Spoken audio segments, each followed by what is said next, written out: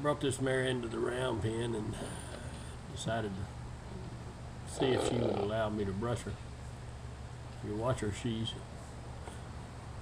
doesn't trust me to be up past her head and up into her shoulder, but she is allowing me to stand in front of her, directly in front of her, and brush her then.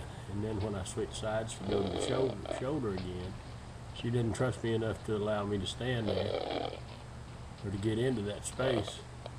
So she's tries to keep going away and tries to keep going away. So then we return to something that she can do. And as long as I'm in the center of her, you know, and then she's pretty comfortable with it. And she discovers that that's all I'm wanting. And I've done some other work with this horse a little bit now, and getting her to where she's trusting me a little bit better to be in that space past her shoulder. She still says, I just can't stand still right now. I just can't stand still right now. So she comes back, gets herself centered again, and I go back to brushing her face, which she can do. But now this time I'm moving past to the side of her face, you know, and she's allowing that. She's accepting it. She says, I'm watching you.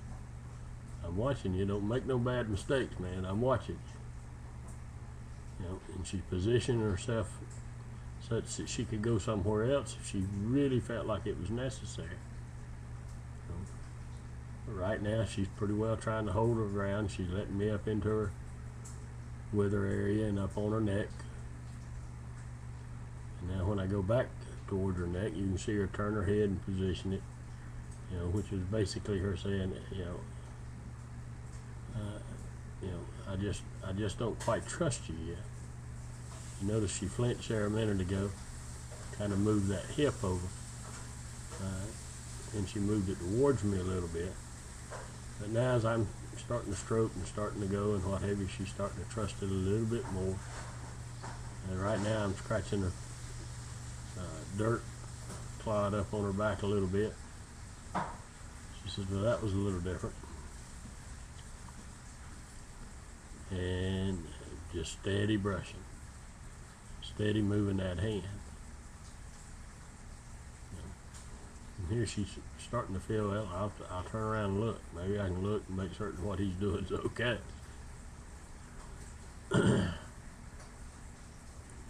So I just keep brushing and keep brushing. Working on getting her to where she's more and more comfortable with that. And then I'm going to step back and you watch her look at me. And she said, well, you know, I'd give you 5 minutes to quit that. Now she's licking and chewing a little bit. You know. But then when I stepped back in there, she cocked that hip a little bit, kind of went to brace herself. She said, you know, I'm going to let you in there, but this is a warning. You know, if you move too fast or do anything too much, I'm going to kick you. Now I decided to drop the rope, switch hands. She did good. She stood there and flinched a little bit, but she didn't go anywhere. She's watching close though. You can see that right ear, and she turns that head a little bit. She's letting me work my way back to her hip some. She's just not quite ready for me to go lower than where I'm at right now. As long as I'm staying up on her withers and up on her back and what have you, then I'm nowhere close to those legs for one time.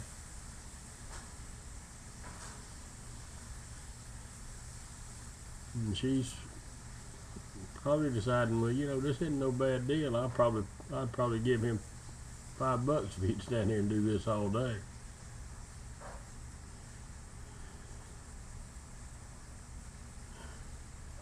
So I'm just doing a little more and a little more. Nah, she says, oh, you're too close to that hind end. I need to move that away a little bit. And then I went back. She didn't go anywhere, and that's a good thing. It's okay for her to be a little scared, okay for her not to trust me, as long as she don't move those feet.